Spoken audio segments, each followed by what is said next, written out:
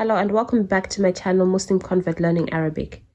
So I've decided to buy my notebook for my Arabic because I had been using some paper, but I needed it all in one place.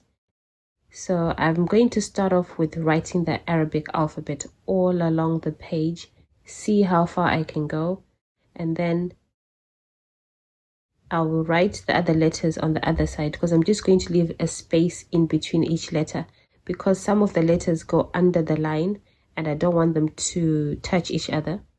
So that's why I'm leaving space in between the lines. And then I'm going to have 3 columns for each of these sections so that I can write the letter in the beginning, the middle, and the end.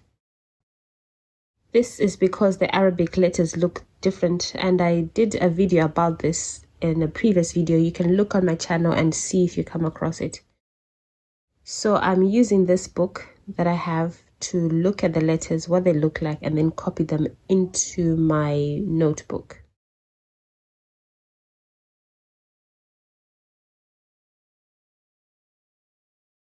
Alif looks like this because it joins with letters on the right. So this line on the side of Alif is because it joins with the letters on the right, but you can see it isn't on the left side, in the middle, and the end because it doesn't join with those letters.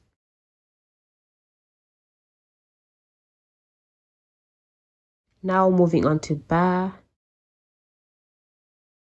This is what it looks like in the beginning. You can see in the book.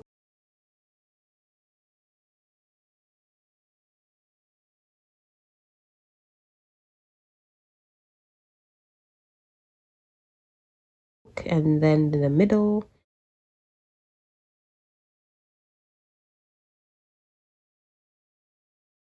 And the end.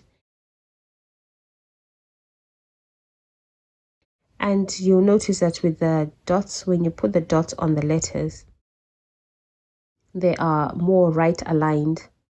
So instead of centering them like what they look like in the actual letter when it's on its own, they're more right aligned, even on the ba and the ta. Then I'm moving on to the next letters.